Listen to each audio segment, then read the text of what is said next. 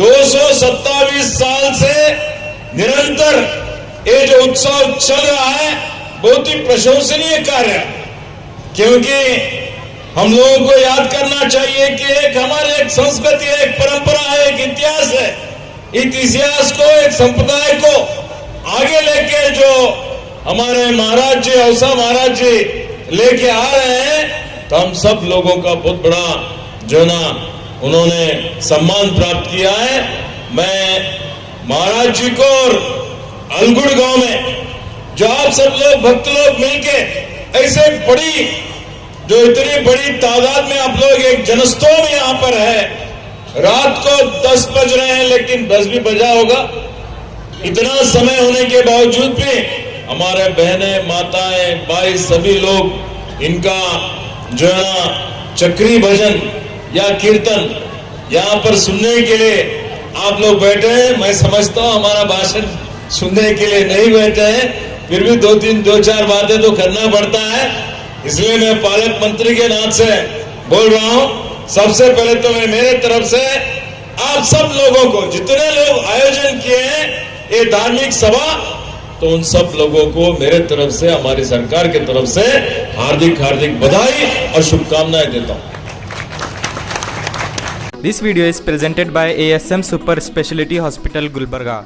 Knowledge Park, the Creative School, School for Quality and Innovative Education. Sky Sunshine School, step towards better future. Jaishankar colony, Shanti Niketan ground, पिस्वा कल्याण।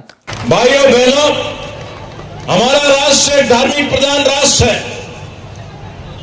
हमारा इस पुण्य भूमि में कईयों संत लोग, साधु लोग, सूफी लोग, यहाँ पर बहुत से महापुरुष लोग यहाँ पर जन्म लिए हैं। और काल काल में जब कभी भी समाज में अन्याय हुआ, अंधकार रहा, यहाँ पर मोटेता रहा, लोग परेशान हो गए, उनका कोई सुनने वाला नहीं था। ऐसे में भगवान के रूप में, उनका प्रतिनिधि के रूप में यहाँ पर आके उन्होंने एक धार्मिक जन जागृति लोगों में लेके आके उनको शांति, समाधान, उनका जो भी समाज में अनिष्ट है उन अनिष्ट पद्धतियों को दूर करने का उन्होंने प्रयास किया है। ऐसे पुण्य भूमि में हम लोग पैदा हुए हैं। तो आज हम लोग 21वीं शताब्दी में एक आधुनिक युग में है। आधुनिकता हमारा नींद चुरा लिया है, क्योंकि हम लोग देख रहे हैं, हम सब लोग सुबह उठते ही दबाव में काम कर रहे हैं। कोई राजकारणी हो, कोई व्यापारी हो, या कोई इंडस्ट्रियलिस्ट हो, या कोई छोटा मोटा कितने भी लोग हैं, सभी इतने टेंशन में काम कर रहे हैं कि सभी लोगों को एक ही दुविधा रहता है, किस तरह से मैं पैसे कमाऊं, किस तरह से मैं यहां पर मेरा कीर्ति बढ़ाऊं, किस तरह से कुर्सी हासिल करूं। ऐसे स्वार्थ में इंसान क्या हो रहा, मशीन की तरह काम कर रहा है। तो आज भौतिक सुख की ओर हम लोग बढ़ रहे हैं। कितना भी ऐश्वर्यामी वस्तुएं हो, छोटा कार है तो बड़ा कार लेना चाहता है, छोटा बंगला है तो बड़ा बंगला बनाना चाहता है, कितना भी संपत्ति हो वो और संपत्ति ज्यादा करने का ही सोचता है। इस सोच में क्या हो रहा है, इंसान इंसानियत खो बैठा। तो आज सुबह उठते हम जो देखते हैं, तो सुबह पेपर में जब पढ़ते हैं, टीवी में देखते हैं, तो भाई भाई को मार देता है, बेटा माता पिता को मार देता है। तो यहाँ पर इतनी हालत खराब है कि महिलाओं के ऊपर अन्याय होता है, अत्याचार होता है, बच्चों के ऊपर अत्याचार होता है। तो ये जो दौर्जन्य चलता है, कहीं प्यार नहीं, मोहब्बत नहीं, विश्वास नहीं है, एक दूसरे के पीठ के ऊपर छोरा भोंकना, यही चल रहा है। तो क्या ये जो है ना किसी को शोभा देता है? इंसान की जिंदगी क्या है? इंसान जब यहाँ पर पैदा होता है तो वो भी खुश रहना चाहिए, दूसरों को भी अपनी तरफ से सेवा करना चाहिए, खुशी का रहने का मौका देना चाहिए। यही इंसानियत है। तो भाइयों बहनों, आज जो हम लोग देखते हैं, धर्मो रक्षिते रक्षिता बोलते हैं, जो धर्म का रक्षण करता है उसका धर्म संरक्षण करता है। धर्म बोले तो क्या है? धर्म बोले तो सत्य है, धर्म बोले तो न्याय है, धर्म बोले तो यहाँ पर गिरे हुए लोगों को ऊपर उठाना ही धर्म है, अपने माता पिता का सेवा करना ही धर्म है। जो लोग कष्ट में हैं, कष्ट में रहने वाले लोगों का आंसू पहुंचना ही धर्म है।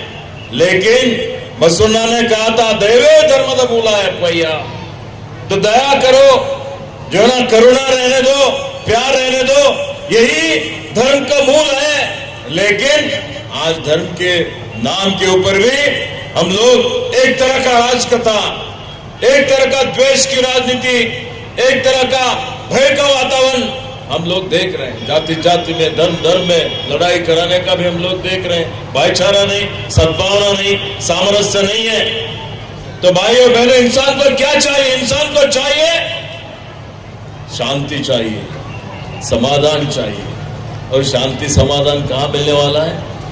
शांति समाधान यहां पर मिलने वाला है, धार्मिक सभा में मिलने वाला है। जगत गुरु जी के प्रवचन सुनने से शांति महसूस होता है। पूज्य हरकुट स्वामी जी के प्रवचन सुनने से शांति मिलती है, नेಮ್ಮದಿ मिलती है, समाधान मिलता है। ज्ञानीनाथ महाराज जी का, गुरु महाराज जी का भजन सुनने से, कीर्तन सुनने से इंसान में जो क्रौर्य है, इंसान के अंदर जो गलत विचार है, वो विचार चले जाते हैं। सत्संग में इंसान चले जाता है, अच्छाई की तरफ जाता है। बुराई से अच्छाई की ओर जाना, अंधकार से जो है ना यहां पर जागृत होकर निकलना। तो ये जो अधर्म से धर्म की तरफ, असत्य से सत्य की तरफ जाना, यही हमारे जो ना ये जो पारायण है, ये जो भजन है, कीर्तन है, प्रवचन है, इससे मनुष्य का जो है ना मन में बदलाव आता है, तो वो सही रास्ते पे चलता है। इसलिए भाइयों बहनों, आज हम लोग देखते हैं हमारे जो युवक लोग हैं, हमारी युवा ही हमारे समाज का बुनियादी है। आने वाले दिनों में उसके ऊपर ही जिम्मेदारी है। इस देश का भविष्य है, इस देश का जो ना संपत्ति है। किधर जा रहा है? बहुत प्रतिभावंत है, डॉक्टर, इंजीनियर, IAS IPS है, लेकिन गलत रास्ते पे चल रहा है, व्यसन की ओर बढ़ रहा है। नशा करना, शराब पीना, बहुत से इसे माता पिताओं का गौरव नहीं करना, ये सब हमारे युवक लोग मुख्य वाहिनी में आना है। तो इससे प्रवचन होना चाहिए, चक्री भजन होना चाहिए, कीर्तन होना चाहिए, जिससे कि परिवर्तन होना चाहिए। तो मैं ज्यादा समय नहीं लेते हुए इतना ही कहना चाहता हूँ, क्योंकि समय हुआ है आपका प्रवचन का, भजन का, कीर्तन का समय भी आया है। तो मैं यही कहना चाहता हूँ कि एक पालक मंत्री के नाते कर्नाटक राज्य की सरकार जो है, आप लोगों के पूज्य स्वामी जी के आशीर्वाद से 10 महीने पहले हमारी सरकार अधिकार में आया है। सिद्धरामैया जी के मुख्यमंत्रित्व में जितने भी गारंटी हमने बोले थे, वो सब अनुष्ठान में लेके आए हैं। गरीबों के लिए, मध्यम वर्गों के लिए, लोगों के लिए सरकार की तरफ से उनको जो है ना आर्थिक सबल करने के लिए जितने कार्यक्रम हमने दिया है, वो कार्यक्रम आगे भी ऐसी हम लोग उसको आगे लेके जाएंगे बोल के बोलना चाहता हूं। और ये जो बसवण्णा का नाड़ है, हमारे बसव कल्याण अनुभव मंडप, पहला संसद यहाँ पर निर्माण हो रहा है। मैं मंत्री के नाते ही कहना चाहता हूं कि सभी के सहकार से 2025 में बसव कल्याण में अनुभव मंडप का निर्माण का कार्य जो 650 करोड़ से चल रहा है, वो कार्य पूरा करके लोकार्पण करेंगे बोल के आज इस वेदिक, इस मंच से मैं कहना चाहता हूं। उसके साथ साथ जितने भी हमारे परिवार का, मेरे पूज्य पिताजी भीमण्णा खंडे जी का, मेरा सभी का, इस हमारे पूज्य गुरुजी चन्नबसव पट्टदेवरी का बसव कल्याण से बहुत बड़ा नाता रह चुका है। बसव कल्याण में विकास में बहुत ज्यादा मुझे दिलचस्पी है। मेरा क्षेत्र भालकी रहे तो भी, कई बार मैं विधायक नहीं रहे तो भी, भालकी बसव कल्याण में आके बसव कल्याण का डेवलपमेंट करने का, प्राधिकार निर्माण करने का, यहाँ पर म्युनिसिपालिटी मंत्री रहे जब अनुदान देने का, सिंचाई योजना बनाने का, सभी कुछ कार्य हमने किया है। बसव कल्याण को मॉडल बनाने का है। आने वाले दिनों में बसव कल्याण एक धार्मिक, आध्यात्मिक, अंतर्राष्ट्रीय प्रवासी केंद्र, धार्मिक केंद्र यहाँ पर होना चाहिए, जो कि विदेश से भी लोग आके यहाँ पर शांति, समाधान, बसव तत्व का अनुसरण करना चाहिए। ऐसे महाराजों का प्रवचन चलते रहना चाहिए। ऐसा एक तीर्थ क्षेत्र, एक धार्मिक क्षेत्र, एक आध्यात्मिक क्षेत्र करने का हम लोग पूरा सभी का साथ लेके हम लोग पूरा करेंगे।